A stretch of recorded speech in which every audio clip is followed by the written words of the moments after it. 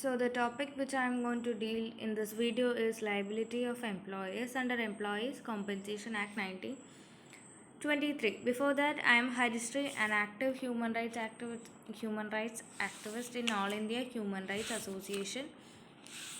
Okay, so yes, the topic is liability of employers in which is mentioned in Employees Compensation Act 1923. So this act is a part of labor law too, that is social security laws. It is one of social security laws.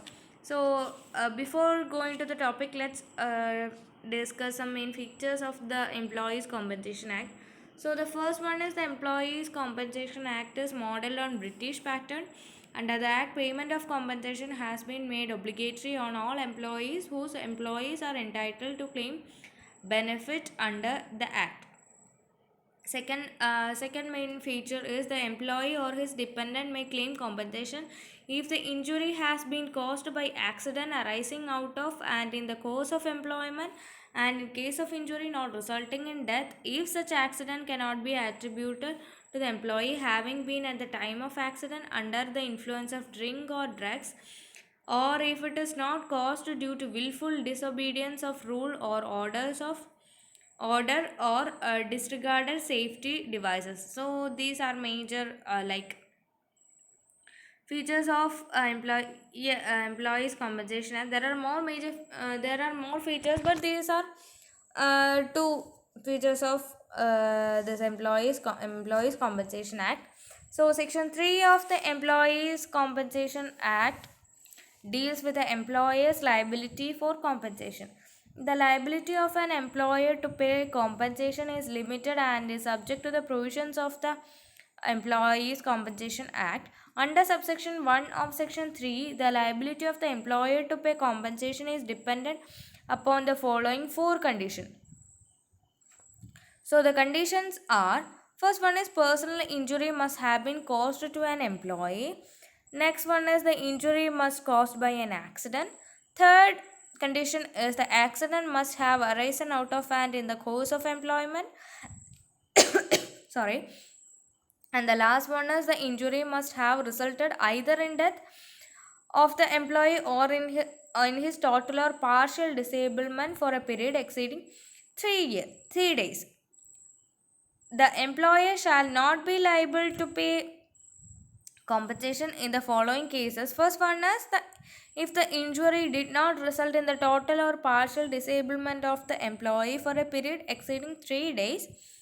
And next one is in respect of any injury not resulting in death or permanent total disablement, the employer can plead that the employee was at the time of accident under the influence of drinks or drugs, that the employee willfully disobeys or an order expressly given or a rule expressly framed for the purpose of securing safety of employees, and that the employees, having known that certain safety guards or safety devices are specifically provided for the purpose of securing safety of employee, willfully disregarded or removed the same. The employer can succeed in his plea only if he can establish that the injury was attributable to any one of the above factors. So these points are which is in the section 3 clause 2, or the points which is under the employer is not liable is considered as defenses which can be taken by the employers. So the employer will be liable to give compensation in the case of occupational diseases also. So in subsection 2 of section 3 deals with the payment of compensation in case of injury resulting from occupational diseases. The list of occupational diseases is contained in schedule 3 of the Employees Compensation Act 1923. And schedule 3 is divided into three parts: A, B and C. The disease contracted must be occupational disease peculiar to the employment specified in schedule 3. In respect of every such disease mentioned as occupational disease in schedule 3, a list of number of employment is given. To support any claim for compensation in case of occupational disease in Part A, no specified period of employer is necessary. For disease in Part B, the employee must be continuous employment for the same employer for a period of 6 months in employment specified in that part. And for the disease in Part C, the period of employment would be such as is specified by the central government for each such employment, whether in service of one or more employees. The contracting of any disease specified in Schedule 3 shall be deemed to be injury by accident arising out of in the course of employment unless contrary is provided. So next is case law regarding the Employees Compensation Act, and the first case law is the Oriental Insurance Company versus Surume Gagoi and others. The citation is 2008 to LLJ 863 SE.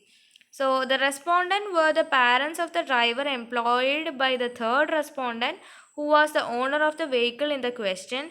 From the certain day 1996, for more than 7 years, nothing was heard of the driver. His parents made a claim for compensation, and the Commission of Compensation awarded a sum of rupees 2.29 lakhs.